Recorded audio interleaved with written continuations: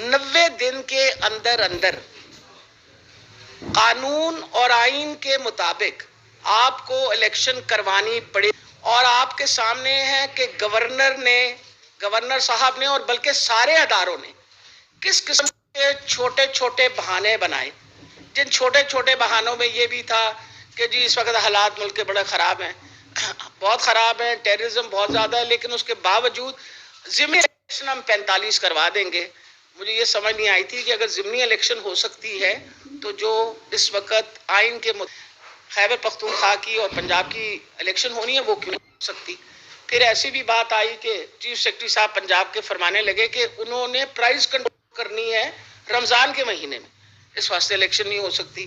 फिर ये कहा कि जी हमारे पास बंदे मौजूद नहीं है, पुलिस वाले कह रहे थे। यानी मुझे बड़ा ही अफसोस हो रहा था कि सारे अदारे मिल के जमहूरियत का जो असल बुनियाद होती है इलेक्शन, उसको हर तरीके से रोकने की कोशिश कर रहे थे। शुक्र कि एक अच्छी वर्डिक्ट आई और अच्छी वर्डिक्ट की वजह से इंशाल्लाह अब इलेक्शन जो है वो 90 दिन के अंदर, यानी जिस दिन से असम्बलियाँ तहलील हुई हैं उस दिन से लेकर 90 दिन के अंदर अंदर करना जो है वो इस वक्त हुकूमत की मजबूरी बन गई है, जिसमें इंटरिम गवर्नमेंट भी। लेकिन आपको पता है कि इस वक्त पीडीएम इलेक्शन से दौड़ रही है, उसके बारे में तो आपको कोई शक। मरियम नवाज जो मर्जी तकरीरें करती रहे, हम इलेक्शन से नहीं डरते। अरे भाई डरते नहीं हो तो फिर दबा क्यों रहे हो, इलेक्शन को रोक क्यों रहे हो, तुम्हारी सारे अदारे रोकने की क्यों कोशिश कर रहे हैं। तो मैं आपको बताती चली जाऊं, आज इस प्रेस कॉन्फ्रेंस का यही मकसद है कि इंशाल्लाह उम्मीद है कि ये कंटेम्प्ट में नहीं जाएगी हुकूमत। अगर इन इलेक्शन मजीद कोई पोस्टपोन या कोई और हीलो हुज्जत की या कोई और बहाना किया तो जो जेल भरो तहरीक है वो इंशाल्लाह हमारी भरपूर तरीके से शुरू हो जाएगी। जी कोई सवाल? जी बताइएगा कि पाकिस्तान में मेजॉरिटी जो है वो मिडिल क्लास है या गरीब लोग हैं, जिनके तो 2 वक्त का रोटी पूरी नहीं होती। तो जेल भरो तहरीक, अगर तारीख भी देखें तो पाकिस्तान में बहुत ज़्यादा कामयाब नहीं है। तो क्या मोटो होगा, और अगर इसमें कोई प्रॉब्लम आ गई या नाकामी का शिकार हो गई तो क्या आप लोग? देखिए मेरा ख्याल है जब आप प्रोटेस्ट जो है ना, जो कहते हैं एहतजाज में नाकामी कभी भी नहीं होती। वजह यह है कि मुझे बहुत अरसे पहले की मुझे याद है कि माल रोड के ऊपर ये इनके आसमान लानी के वालिद साहब थे जो अकेले एक प्लेकार्ड लेके खड़े रहे और उन्होंने प्रोटेस्ट जो है ना वो दायर की। मकसद ये है कि प्रोटेस्ट करना जमहूरियत का हुस्न है और हमारा हक है। अगर आइन की पामाली होगी तो कुछ ना कुछ तो करना होगा ना। इसमें हम लोगों ने आपके सामने है कि महंगाई के खिलाफ रोजाना, आज मेरा ख्याल है पिछले 1 माह से मुसलसल रैलियां हो रही, आपके सामने हर शहर के अंदर रैली हो रही, लोग प्रोटेस्ट कर रहे हैं, हमारी पार्टी प्रोटेस्ट कर रही है। मजाल है इनके कान पे जूं भी रेंगी हो और कोई कमी कहीं किसी किस्म की कोई रिलीफ किसी को मिली हो, कोई रिलीफ नहीं मिली। बल्कि जिस तरह अभी चौधरी साहब ने फरमाया है मजीद अभी कीमतें बढ़ रही हैं।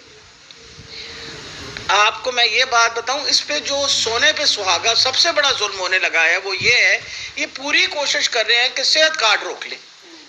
यानी कितने शर्म की बात है। मैं तो कई दफ़ा वो बीबी मरियम से पूछती हूँ कि खुद तो तुम चली जाओ स्विट्ज़रलैंड अपना इलाज करवाने के लिए, और यहाँ जो पाकिस्तान के लोग हैं या पंजाब के जिन लोगों को कार्ड मिला है, खैबर पख्तूनख्वा में, गिलगित बल्तिस्तान में जिन लोगों के पास सेहत कार्ड है और हर एक खानदान को 10 लाख की सपोर्ट हुकूमत देने तैयार है, सब कुछ हमने, तुम वो भी लेना चाह रही हो वापस।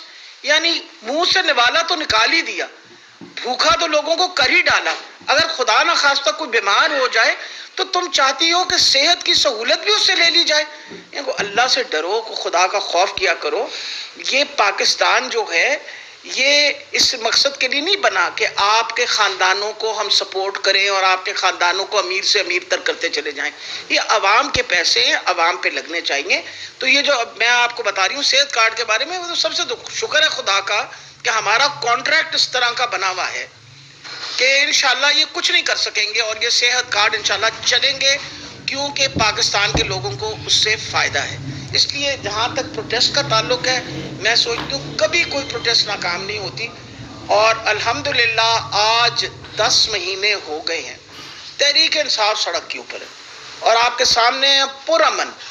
कभी नहीं हुआ कि हमने खुदा ना खास्ता को गलत काम किया। अगर कोई गलत काम हुआ तो हुकूमत की तरफ से हुआ, अगर कोई गलत काम हुआ एजेंसियों ने किया।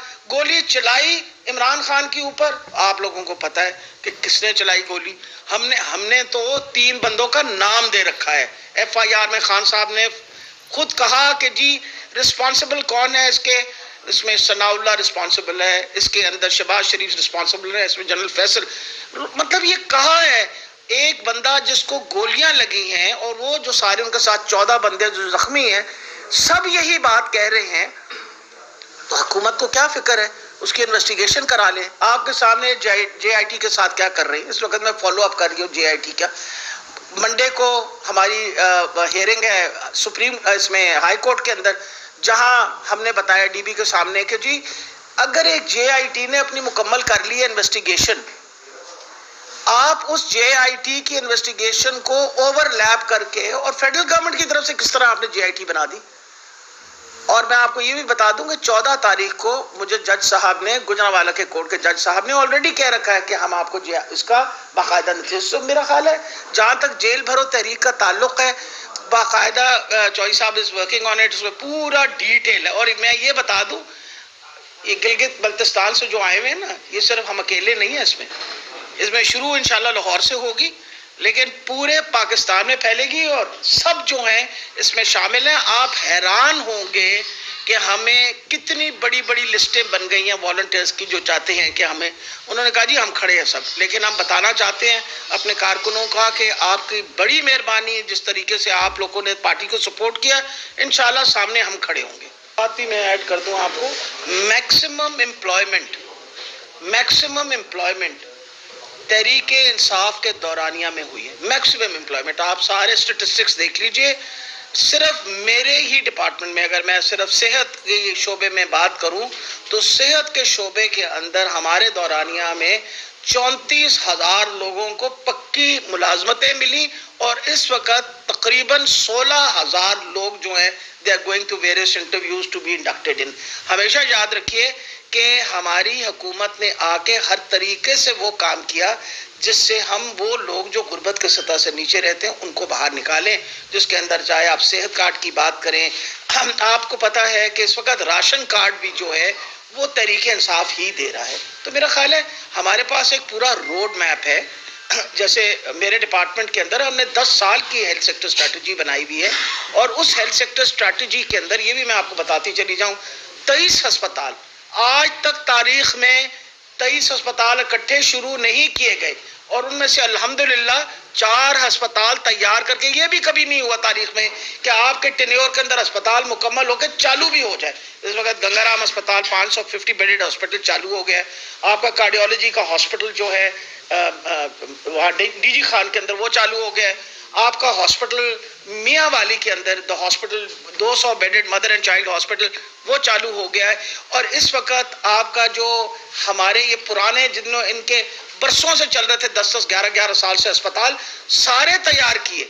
गुजरांवाला हॉस्पिटल हमने तैयार करके उसकी इनॉग्रेशन की, साहिवाल अस्पताल हमने तैयार करके, इंस्टीट्यूट ऑफ यूरोलॉजी रावलपिंडी में। इसलिए मेरा ख्याल है इस हुकूमत ने जितना काम किया, और आखिर में मैं ये बात बताऊं, कोविड के दौरानिया में हमने दुनिया में तारीख रकम की है। हमें आपको पता है दुनिया से अप्रिसिएशन मिली कि ऊपर के 3 ममालिक जिन्होंने कोविड को सही तरीके से कंट्रोल किया वो पाकिस्तान उसमें शामिल था। और इमरान खान की विजन थी वो, जो आपको अगर याद हो, वो जब कहते थे सब हमारा मजाक उड़ाते थे ना स्मार्ट लॉकडाउन का, तो उस वक्त खान साहब का ये कहना था कि दिहाड़ीदार तबके का क्या होगा अगर हम बंद कर देंगे। अल्हम्दुलिल्लाह उनकी सोच की वजह से हालात ठीक रहे और ये पूरी दुनिया इस स्मार्ट लॉकडाउन को बाकायदा अप्रिशिएट करती है।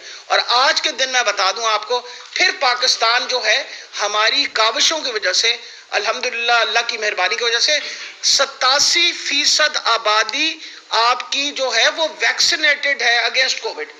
है ना, आप सारे, आप जितने यहाँ बैठे हुए सब वैक्सीनेटेड है ना। घरों में जाके लोगों के दरवाजे खटखटा के लोगों को वैक्सीन लगाई गई। आज आप आराम से सेफली बैठे हुए हैं, इस वक्त कोविड का फिर इतना बड़ा मसला चाइना में बना हुआ है,